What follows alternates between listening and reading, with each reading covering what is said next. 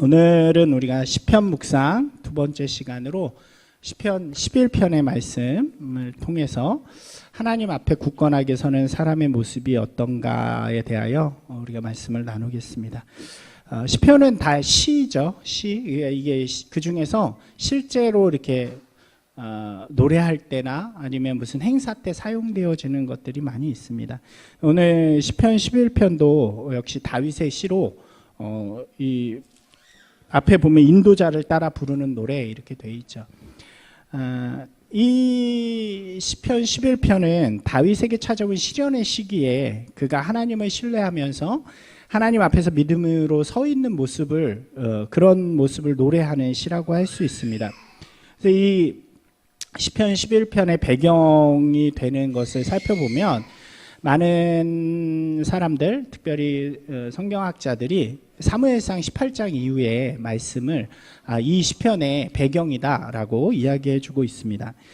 우리가 그 당시에 무슨 일이 있었는가를 좀 살펴볼 수 있죠. 사무엘상 17장에 보면 다윗이 이스라엘의 전면부에 처음 등장하는, 이렇게 처음으로 등장하는 장면이 나옵니다.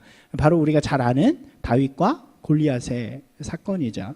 아직 어린 청소년이었던 이 다윗이 형들을 만나러 전쟁터에 나왔다가 우연한 기회에 골리앗과 싸우게 됩니다. 블레셋의 대표 장수였던 이 골리앗을 이 다윗이 하나님의 능력으로 물리치게 되죠. 이렇게 우리가 잘 아는 이야기잖아요. 그리고 나서 그 기세를 통해서 이스라엘은 블레셋과의 전쟁에서 승리를 하게 됩니다. 다윗이 앞장서서 이 골리앗을 딱 죽이고 그 다음에 가가지고 이제 칼로 목을 쫙 베고 딱 드니까 기세가 바뀌는 거죠. 그래서 이스라엘 사람들이 용기를 얻고 블레셋 사람들은 두려움에 떨고 그래서 확 쳐들어가가지고 큰 승리를 얻게 됩니다. 그 모습에 놀란 사울이 다윗을 불러서 너가 도대체 누구냐고 묻는 장면이 나와요. 그래서 다윗이 자기가 누굽니다 라고 소개를 하게 되죠. 다윗의 이러한 모습을 사울이 굉장히 좋게 봅니다. 그래서 그를 불러서 그를 자기 옆에 둬요. 사울이 자신의 친복으로 두고 그 다음에 굉장히 그를 중용하게 됩니다. 중요한 일마다 사용하게 되고 무슨 문제가 생기면 가서 해결하라 그러기도 하고. 우리가 사울이 다윗을 미워했다고만 생각하는데 실제로 그때만은 사울이 다윗을 굉장히 아꼈던 것 같아요. 근데 그리고 사울의 아들이 있잖아요. 우리가 그 CCM 가수 중에 유명한 다윗과 요나단에서 아는 것처럼 요나단이 바로 사울의 아들인데 이 사울과 다윗은 이제 절친이 됩니다. 이게 절친이라기보다는 요나단이 다윗을 굉장히 좋아해요. 굉장히 사랑하게 됩니다. 근데 둘은 원래 친구가 될 나이는 아니에요. 한 20살 이상 차이가 납니다. 이 사울의 아들은 이미 이전부터 전쟁을 많이 참여한 사람인데 다윗을 보고 굉장히 사랑해요. 뭐라고 성경에서는 이렇게까지 이야기하냐면 생명처럼 사랑했다. 그러니까 요나단이 굉장히 사랑하죠. 그리고 나중에 사울에게 위기가 있을 때마다 다윗을 구해주는 사람이 요나단이 되어집니다. 다윗은 사울의 곁에서 그가 시키고 행하는 일들을 굉장히 지혜롭게 처리를 하게 됩니다. 그래서 사울이 그를 굉장히 중요하고 사랑하면서 그를 굉장히 높은 자리, 군대 장관까지 올리게 돼요. 성경은 이렇게 이야기해요. 한번 같이 읽어볼까요? 다윗은 사울이 보내는 곳마다 가서 지혜롭게 행하며 사울이 그를 군대의 장으로 삼았더니 온 백성이 합당하게 여겼고 사울의 신하들도 합당히 여겼다. 이때가 굉장히 어린 때예요. 한 20대 정도, 20대도 안 됐을 그런 나이였는데 이미 사울이 그 전쟁에서 승리하는 것을 많은 사람들이 봤고 또 사울이 시키는 것마다 굉장히 지혜롭게 또 군대도 잘하다 보니까 높은 자리를 임명하게 되고 근데 이 사람들이 싫어할 만도 하잖아요. 이 사람은 뭐 어리고 뭐 그런 배경도 없는데 그 시골에 이새라는 이름 없는 사람의 아들일 뿐인데 굉장히 높은 자리에 왔는데도 뭐라고 이야기해요? 사람들이 합당하게 여겼다. 이 신하들까지도 합당하게 여겼다. 그러니까 얼마나 다윗이 그 지지를 받았는가, 사람들의 사랑을 받았는가를 생각할 수 있겠죠. 사울도 역시 그런 상황 속에 있었는데 이제 점점 문제가 생겨나기 시작합니다. 사람들이 젊고 유능한 다윗을 더 많이 사랑하기 시작하는 거예요. 다윗의 인기가 사람들 사이에서 점점 커지기 시작합니다. 그러면서 상황이 완전히 바뀌게 되는 계기가 언제냐면 이제 돌아왔을 때 많은 사람들이 승전보를 울리고 돌아온 이스라엘을 향해서 군대를 향해서 막 칭송을 하는데 그때 뭐라 그러나요? 우리가 잘 아는 것처럼 사울이 죽인 자는 천천히요, 다윗은 만만히로다 이렇게 하니까 지금 누구의 이름이 더 높아요? 사울보다 다윗의 이름을 더 높이는 걸 보게 되는 거죠. 이 사울의 마음에 이게 뭐지 하는 그런 마음이 생겼던 것 같아요. 그래서 이렇게 표현합니다. 같이 읽어보겠습니다. 사울이 그 말에 불쾌하여 심히 노하여 이르되 다윗에게는 만만을 돌리고 내게는 천천만 돌리니 그가 더 얻을 것이 나라 말고 무엇이냐 하고, 이 사울의 마음속에 이제 시기와 질투가 들어오기 시작하는 거죠. 근데 우리가 이 부분을 좀 생각해 볼 수 있는 게 왕이 돼서 우리가 그럴 수 있잖아요. 왕이 돼서 그 뭐 어린 애한테 그러냐 그럴 수 있잖아요. 근데 이미 이때는 어느 때냐면 하나님의 영이 사울을 떠났을 때입니다. 사울이 굉장히 많은 실수를 하고 사무엘로부터 지적도 많이 받고, 그래서 이스라엘의 명목상 왕이기는 하지만 하나님의 백성이 그와 함께하지 않는, 하나님이 그와 함께하지 않는, 하나님의 능력이 그와 함께하지 않는 사람이었기 때문에 이 사울의 마음에는 굉장히 불안함이 늘 있었던 것 같아요. 왕으로서의 모습을 자기가 갖추지 못했다, 이런 생각들이 있는 거죠. 근데 그때 막 다윗이 하나님의 영이 임해서 막 승리를 하기도 하고 또 굉장히 인기를 끌기도 하니까 그 마음속에 조급한 마음, 시기와 질투하는 마음들이 막 생겨나기 시작하는 것입니다. 그래서 그때부터 이제 상황이 급변하기 시작해요. 그토록 다윗을 아끼고 사랑했던 사울이 어떻게 하면 이 다윗을 죽일 수 있을까를 고민하기 시작합니다. 그래서 심지어 어떻게까지 하냐면 자신의 딸을 이렇게 미끼로 걸고 블레셋에 가서 얼마만큼을 죽이고 오면 내가 딸을 주겠다, 막 이런 유혹까지 하게 되죠. 다윗이 실제로 블레셋에 가서 그 일을 행하지만 하고 옵니다. 성경에 보면 이렇게 돼 있어요. 딸을 주고 싶은 마음이 아니라 블레셋을 이용해서 다윗을 죽이고자 함이러라, 이렇게 돼 있거든요. 사울은 이미 시기와 질투로 마치 미친 사람처럼 그렇게 행동을 하게 됩니다. 19장에 보면 사울의 이러한 모습들이 막 보여져요. 하도 다윗을 죽이려고 하면서 또 한편으로는 다윗을 계속 옆에다 두어요. 그러면서도 다윗을 죽이려고 하니까 아들인 요나단이 그 모습이 안타까워서 사울에게 이야기를 합니다. 다윗이 무슨 잘못한 것도 없고 왕이 시키는 대로 다 행한 것 아닙니까? 이스라엘을 위해서 블레셋과 싸운 것도 다윗 아닙니까? 그 승리를 왕도 기뻐하지 않으셨습니까? 왜 죽이려고 하십니까? 죽이지 마시고 옆에다 잘 두어서 귀하게 쓰십시오라는 이야기를 합니다. 이게 들어보니까 그럴듯하잖아요. 그래서 사울이 이렇게 고백을 해요. 맹세를 해요. 같이 읽어볼까요? 사울이 요나단의 말을 듣고 맹세하되 여호와께서 살아계심을 두고 맹세하거니와 그가 죽임을 당하지 아니하리라. 그러니까 막 죽이려고 그랬다가 이 이야기를 듣고 야 그래 내가 맹세하는데 안 죽일 거야 라고 이야기합니다. 그래서 다윗이 잠깐 도망갔다 또 사울 옆으로 와요. 근데 전쟁이 또 일어나게 되고 그때 다윗이 또 이제 전쟁에 나가서 훌륭한 역할을 하게 됩니다. 사울이 그 모습을 보고 또 다윗을 죽이려고 해요. 이번에는 창으로 그를 꿰가지고 벽에 찍어 죽이라 막 이런 이야기도 하고, 몰래 자고 있는데 가서 데리고 와라 내가 죽여버리겠다 막 이런 이야기도 합니다. 근데 그때마다 요나단이 다윗을 이렇게 이야기하기도 하고 딸이 이야기하기도 하고 해서 그 위기를 벗어나게 되는 거죠. 결국 다윗이 사울의 이러한 손길을 피해서 사무엘에게까지 도망을 하게 됩니다. 사무엘과 같이 피난을 가기도 하고 또 그 후에는 광야로 떠나기도 하고 심지어 블레셋에 가서 망명하기까지 하는 그런 모습들을 다윗이 보여주죠.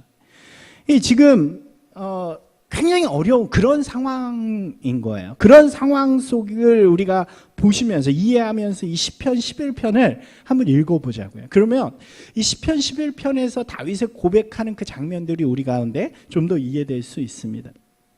다윗에게 어려움이 있어요. 자신을 죽이려고 하는 그런 상황 속에 처해 있습니다.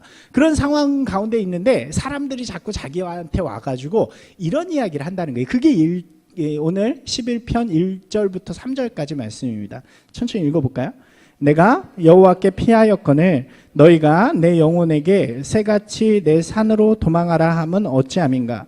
악인이 활을 당기고 화살을 시위에 먹이며 마음이 바른 자를 어두운 데서 쏘려 하는도다. 터가 무너지면 의인이 무엇을 하랴, 이렇게 이야기를 하죠. 그러니까 이 이야기는 뭐냐면, 내가 하나님 앞에 있는데 사람들이 와서 자꾸 나한테 이런 이야기를 한다는 거예요. 뭐라고 이야기합니까? 너는 빨리 새처럼 산으로 피해라. 지금 악인의 활이 이렇게 화살을 먹여가지고 너를 쏘려고 하는 상황이 아니냐. 지금 하나님 앞에서 의로움을 행하는 게 무슨 소용이 있느냐. 지금 상황이, 기본이 다 흔들리고 있는 이런 상황 속에서 하나님 앞에 있는 게 무슨 소용이냐라고 이야기한다는 거예요. 다윗에게 어려운 순간이 찾아옵니다. 이것은 이해할 수 없는 일이었어요. 뭔가 잘못한 것도 없잖아요, 다윗이. 그저 자신은 하나님을 믿고 그의 영광을 위해, 그리고 그의 나라를 위해 열심히 싸운 것뿐입니다. 그런데 갑자기 알 수 없는 고난이 찾아옵니다. 그리고 그 고난이 너무나도 어려운 상황 속에서 그때 다윗은 그 고난에도 불구하고 하나님 앞에서 믿음이나 의로움을 버리지 않았다는 거예요. 자신을 위협하는 사울에게도 굉장히 동일하게 이전과 같이 하나님의 사람으로서 대우하고 행동을 합니다. 왜냐하면 하나님 앞에서 그것이 의로운 것이라고 생각하기 때문이죠.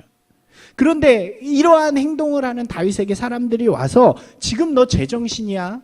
지금 사울이 완전히 미쳐서 터가 흔들릴 정도로 오락가락하고 있는데 언제 너를 찔러 죽일지도 모르는 그런 상황 속에서 하나님 앞에 의로움이 무슨 소용이냐? 지금은 우선 좀 도망가라 라고 이야기하고 있다는 거죠.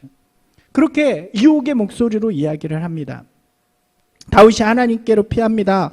그런데 사람들은 지금 하나님을 찾을 때냐, 실제적인 어려움이나 위기가 찾아왔는데 하나님을 찾는 것이 아니라 새가 산으로 도망하는 것처럼 너도 도망해야 되지 않겠느냐.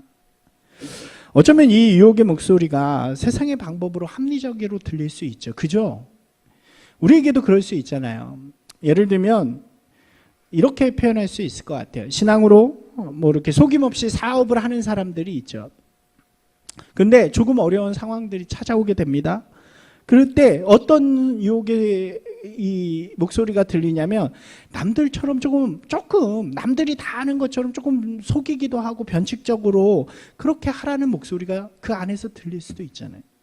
지금 세상이 어떤 세상인데 다 그렇게 믿음대로 신앙대로 살 수 있느냐 하는 그런 유혹의 목소리가 우리 안에서 들려올 수 있다는 거예요. 이렇게 이야기할 수 있죠. 계속 그렇게 하라는 게 아니야. 소나기가 오면 어떻게 해요? 잠시 피해가야지. 잠깐만 하나님의 뜻을 덮어두고, 잠깐만 의로움을 덮어두고, 좀 그렇게 세상의 법대로, 방법대로 그렇게 잠깐 살다가 그 위기가 지나면 돌아오면 되지 않느냐. 이것이 어쩌면 우리에게 매일 들려오는 유혹의 목소리가 아닐까요? 교회에서 사역을 하다 보면요, 예전에 그런 경우들이 많이 있었어요. 예를 들면 그래요. 청년부를 할 때 청년들이 갑자기 안 나오는 때가 있어요. 여러분, 청년들이 갑자기 안 나오는 때가 언제일까요? 보통 언제냐면 이 취업 때쯤에, 그러니까 취업을 해야 하는 나이가 되거나 그러면 잘 안 나옵니다. 이제 청소년들은 고3 때가 되면 잘 안 나오죠. 어른들도 마찬가지일 거예요. 어떤 자신의 삶에 되게 중요한 때가 되면 잠깐 교회를 쉽니다. 그러면서 이야기하는 거죠. 이것은 해야 할 때니까. 지금 세상에서 이 일을 반드시 해야 할 테니까 신앙은 잠시 접어두고 저 잠시 여기에 열중할게요. 그리고 제가 다시 대학에 합격하면, 혹은 직장에 잘 되면, 혹은 하고자 하는 일이 잘 되면 다시 열심히 신앙생활을 하겠습니다. 이러한 유혹의 말들, 이러한 경우들이 있다는 거예요. 어떻게 보면요, 그것이 매우 합당한 것처럼 들려요. 심지어 교회에서 그렇게 하라는 경우들도 있습니다. 뭘 그렇게, 지금은 가서 공부할 때니까 공부나 열심히 해. 다윗에게도 그런 유혹의 목소리들이 계속 들렸다는 거예요. 그런데 다윗은 단호합니다. 나에게 그런 소리 하지 마십시오. 나는 오직 하나님 앞에 있겠습니다. 나는 오직 하나님만을 신뢰하겠습니다. 나는 오직 하나님만을 붙들겠습니다. 왜 나에게 그런 이야기를 하십니까? 나는 이미 하나님 앞에 피한 사람입니다. 여러분, 다윗이요, 이렇게 고백할 수 있었던 이유가 무엇일까요? 그는 4절에서 이렇게 노래합니다. 같이 읽어볼까요? 여호와께서는 그의 성전에 계시고 여호와는 보좌는 하늘에 있으며 그의 눈이 인생을 통촉하시고 그의 안목이 그들을 감찰하시도다.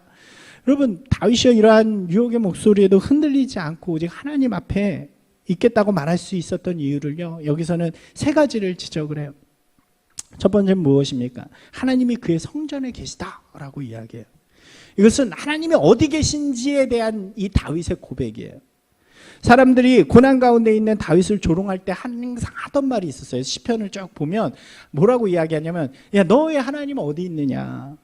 내 하나님은 어디 계시냐? 네가 이렇게 고난받고 힘들어하는데 내 하나님은 어디 계시냐? 너 이런 어려움 가운데 있는데 내 하나님 보이지도 않냐? 이렇게 말할 때가 있어요. 내가 그토록 믿고 따른 하나님 어디 계시길래 네가 이 모양 요꼴로 살아가느냐? 보이지도 않는 하나님, 어디 계신지도 모르는 하나님을 바라볼 필요가 없다고 이야기합니다. 그러나 다윗은 분명하게 고백하는 거예요. 뭐라고 고백해요? 나의 하나님은 성전에 계십니다. 여러분, 성전이 어딜까요? 예루살렘 성전이요, 이때는 건축이 안 됐을 때예요. 이 다윗이 말하는 성전은요, 하나님이 계신 보좌예요. 하나님이 계신 곳이에요. 하나님 지금 이 구약의 개념 속에서는 어디 계셨을까요? 이스라엘 백성과 함께 하시는 거예요. 이스라엘 백성이 믿음으로 하나님 앞에 경배하고 예배할 때 그것을 받으시는 분이 바로 하나님이시란 말이에요. 이 이야기는 뭐냐면 보이는 성전이 아니라 다르게 표현하면 이러는 거예요. 하나님은 항상 나와 함께 하십니다. 하나님은 우리와 함께 하시는 하나님이십니다. 하나님 어디 계십니까? 하나님 여기 계십니다. 하나님 어디 계시냐는 사람들의 조롱에 다윗은 분명하게 이야기하는 거예요. 하나님 지금 나와 함께 하십니다. 그렇기 때문에 그는 나와 함께 하시는 하나님을 신뢰하며 하나님 앞으로 나아간다고 이야기하는 거예요. 사랑하는 여러분, 하나님 어디 계시나요? 우리가 무소부재하시다 막 이런 이야기 쓰잖아요. 어디든지 계시다. 근데 가장 중요한 건요, 그 어디든지 중에 나와 함께 하신다는 거예요. 우리 안에 우리와 함께 지금 여기에 함께 하신다는 거예요. 바울이 이야기하잖아요. 우리 한번 말씀 읽어볼까요? 너희가 하나님의 성전인 것과 하나님의 성령이 너희 안에 계시는 것을 알지 못하느냐. 우리가 믿음으로 고백한, 우리가 예수 그리스도를 믿음으로 고백한 그 순간 하나님께서 우리 안에 오십니다. 그리고 나와 함께 하십니다. 그것이 예수님이 오셔서 하신 일이잖아요. 예수님의 이름이 뭐예요? 그래서 임마누엘, 하나님이 너희와 항상 함께 하시도다. 여러분, 이것이 정말 중요한 믿음의 고백이 아닐까요? 하나님 어디 계시나요? 우리가요, 때때로 하나님이 참 멀리 계시다라고 생각할 때가 있는 것 같아요. 어떤 특정한 장소에만 계신 것처럼 여길 때도 있는 것 같아요. 예수님 만나러 어디론가로 가야 되고 막 이런, 하나님 만나러 어딘가로 가야 되는 것처럼. 여러분, 하나님이 멀리 계시고요, 어딘가 특정한 장소에만 계신 분이면 그때부터 어떤 일이 생기냐면 우리의 지금 나의 삶은 하나님과 상관없는 삶이 되어지는 거예요. 그렇지 않나요? 임금님도 없으면 욕한다고 그러잖아요. 하나님 나와 함께 하시지 않으면 내 삶에 어떤 선택을 하든지 상관이 없어지는 거죠. 그러나 다윗은 분명히 고백하는 거예요. 오늘 나와 함께 하신다는 거예요. 지금 내 옆에 계시다는 거예요. 그러니까 내가 어떻게 그런 선택을 합니까? 하나님이 나와 함께 하신다는 사실, 우리가 믿음으로 고백하며 살아갈 때요, 우리의 모든 삶의 순간에 주를 바라보는 그런 삶이 되어질 수 있다는 거죠. 사랑하는 여러분, 주님이 나와 함께 하심을 분명하게 고백하는 분들이 되시기 바랍니다. 한번 해볼까요? 하나님은 나와 항상 함께 하십니다. 두 번째 뭐라고 고백해요? 하나님께서 보좌는 하늘에 있다고 이야기를 하죠. 이것은 하나님은 누구신가에 대한 고백입니다. 우리와 함께 하시는 하나님께서는 어떤 분이신가를 고백하는 것입니다. 4절 말씀에는요, 이렇게 돼 있어요. 여호와의 보좌는 하늘에 있으며. 근데 이것을 조금 더 정확한 번역으로 하면 이렇게 표현됩니다. 여호와께서 하늘의 보좌에 앉아 계십니다. 여러분, 보좌라는 게 뭘까요? 보좌는 누구에게 사용하는 걸까요? 성경에 보좌라는 말이 많이 나와요. 이제 그 요한계시록에도 나오고 그러는데, 이 보좌는 왕의 자리를 의미하는 것입니다.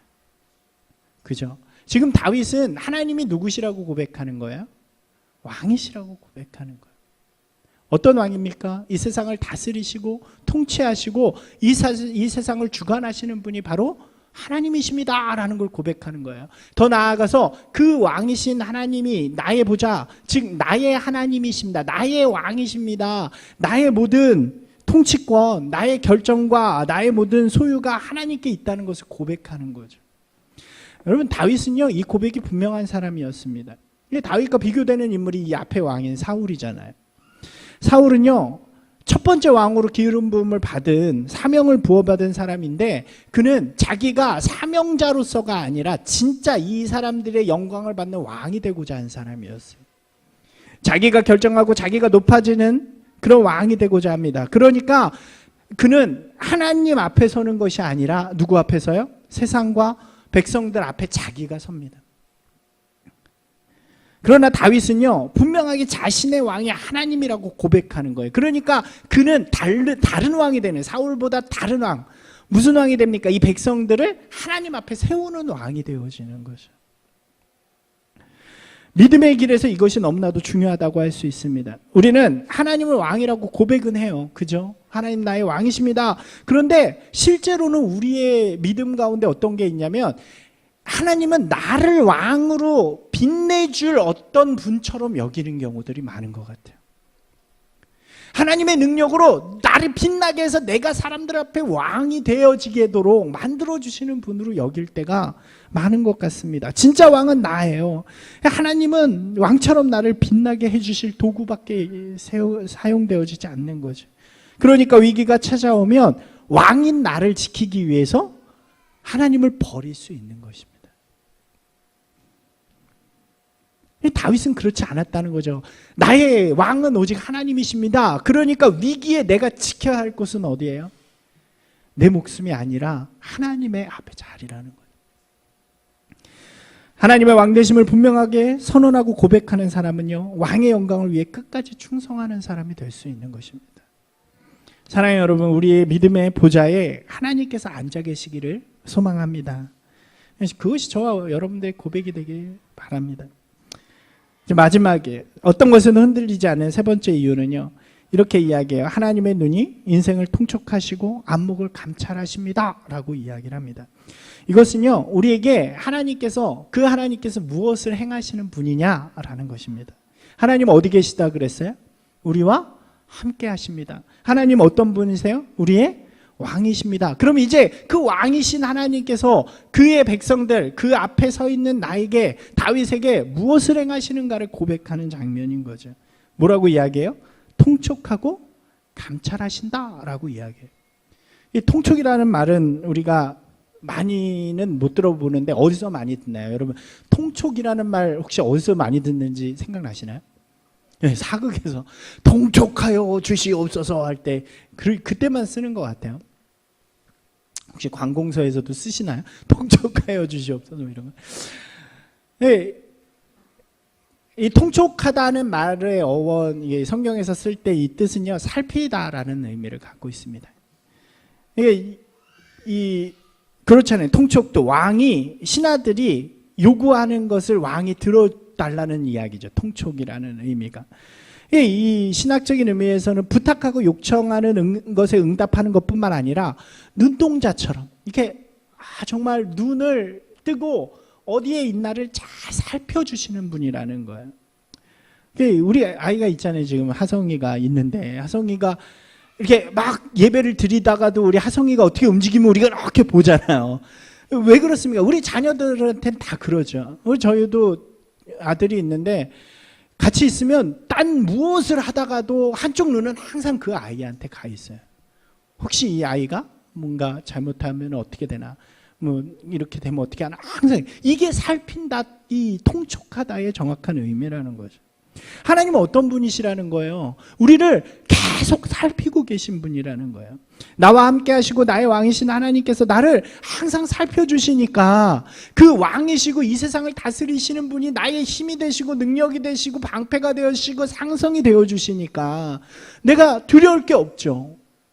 나를 돌봐주시고 지켜주시고 인도해주시는 분이십니다.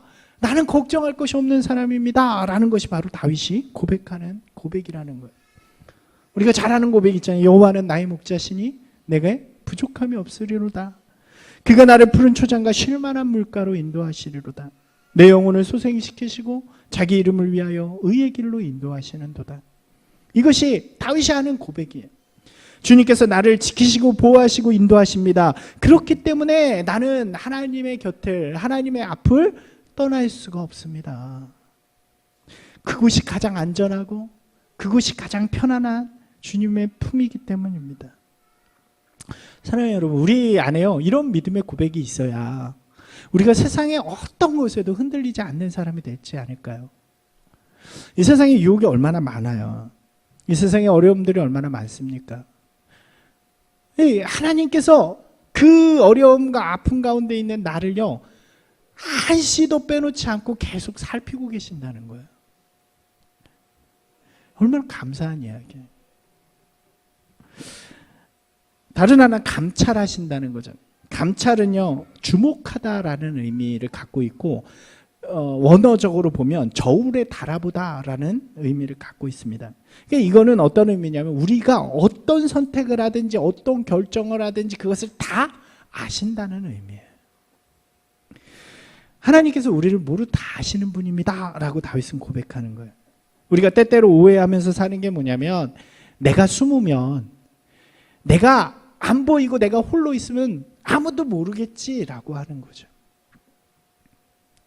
그러니까 나만 숨기면 되는 그러한 선택들을 우리가 할 때가 참 많은 것 같습니다. 그럴 때가 있지 않으신가요? 가끔 제가 말씀드리는 거지만 저에게 이렇게 아주 사소하지만 굉장히 자주 오는 유혹은 뭐냐면 항상 이렇게 제가 아침마다 주일 이렇게 여기 교회로 오는 길이 있어요. 근데 어떨 땐 신호가 기가 막히게 맞는데 어떨 땐 신호가 잘 안 맞을 때가 있어요. 근데 그 길은 차도 안 다니고 사람도 안 다니는 길입니다. 그때가 정말 유혹인 거죠. 요 길만 빨리 건너가면 저기서 신호를 받을 수 있는데 없는데 건너갈까? 다행히 오늘 아침에는 그 유혹을 이겼어요. 우리가 생각할 수 있죠. 누가 봐요? 아무도 안 보죠. 내가 그거 지나간다고 해서 경찰이 보는 것도 아니고. 근데 다윗이 이야기하는 거예요. 뭐라고 이야기해? 하나님이 다 보고 계시잖아요. 여러분, 우리가 이걸 잊어버리면요, 보이는 나와 보이지 않는 나가 다를 수가 있는 거예요. 목회자들이 좀 그럴 수 있어요. 목회자들이 앞에서 거룩한 척 엄청 많이 하잖아요. 목사님, 저도 엄청 많이 하잖아요. 근데 보이는 곳에서 그러면서 보이지 않는 곳에서 그걸 지켜내지 못할 때도 있죠. 다윗은요, 하나님의 눈동자가 나를 감찰하신다라고 분명하게 고백합니다. 그러니까 그는 이야기하는 거예요. 사람들이 많을 때나 없을 때나, 누구에나 보일 때나 홀로 결정할 때나 나는 오직 하나님 앞에 서 있겠습니다. 왜요? 하나님이 나를 아시니까요. 날 보시니까요. 사랑하는 여러분, 우리가 이것을 기억하면서 살아가기를 바랍니다. 그때 우리의 삶에 거짓된 신앙, 가식적인 신앙이 사라지고 신앙이 평안함을 누리는 귀한 시간이 될 수 있을 것입니다. 좀 정리해 볼까요? 다윗은 자신의 길에 어려움과 시련이 찾아왔을 때 사람들의 유혹에도 불구하고 하나님의 길에 굳건하게 서는 사람이 됩니다. 그가 그렇게 할 수 있었던 이유는 하나님이 항상 나와 함께 하시고 또 하나님께서 나의 왕이 되시며 하나님께서 나를 항상 살피고 아시는 분이라는 분명한 고백 위에 있었기 때문입니다.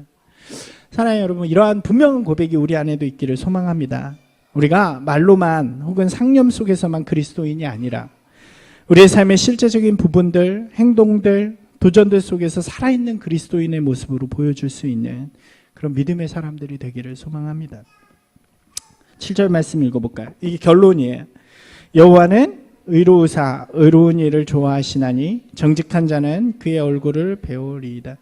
이것은 굳건하게 하나님의 길에 선 사람들에게 주시는 하나님의 약속, 그러니까 다윗의 고백이라고 할 수 있겠죠. 내가 하나님 앞에 이렇게 섭니다. 그때 하나님께서 그 얼굴을 저에게 보여주실 것입니다. 여러분, 얼굴을 보여준다는 의미가 뭘까요? 성경에서 우리가 구약의 의미 속에서 하나님의 얼굴을 죄인이 보면 다 죽어야 합니다. 근데 하나님의 얼굴을 보인다는 것은 이미 의롭다, 칭함을 받았다는 의미죠. 하나님께서 의롭게 여기시고 구원해 주시고 함께 해 주신다는 것을 의미하는 거예요. 구원의 손길을 경험하는 것을 의미합니다. 다윗은요, 이것이 모든 시련과 어려움으로부터 하나님께서 구원해 주실 것이고 나의 의로움을 통해서 하나님께서 영광 받으실 것입니다 라는 분명한 고백이 되어지는 거죠. 이것은 우리에게도 동일한 줄로 믿습니다. 우리가 믿음 안에서 굳게 설 때 우리는 구원받은 백성으로서 주님과 함께하며 주님의 능력을 체험하는 귀한 하나님의 사람들이 될 것입니다. 사랑하는 여러분, 믿음 위에 굳건하게 서는 분들이 되시기를 바랍니다. 다윗은 큰 어려움 속에 살았지만 그 어려움이 얽매이는 인생이 아니라 그 어려움을 통해서 오히려 하나님을 높이고 찬양하는 그런 삶을 살아가게 되고 그때 하나님께서는 그를 도와주십니다. 혹시 위기, 슬픔, 시험 중에 있는 그런 분들이 계시다면, 그래서 세상으로부터 혹은 여러 사람으로부터 내면으로부터 유혹을 받는 분들이 있다면 오늘 이 시간 눈을 들어 하나님을 바라보는 저와 여러분이 되기를 소망합니다. 정직한 자, 의로운 자, 하나님께서 우리를 칭해 주실 때 그 하나님의 얼굴이 우리 가운데 아름답게 비춰질 줄로 믿습니다. 어느 순간에도 하나님을 신뢰하며 하나님의 길에 굳건하게 서는 믿음의 자녀들이 되기를 주님의 이름으로 다시 한번 축원드립니다.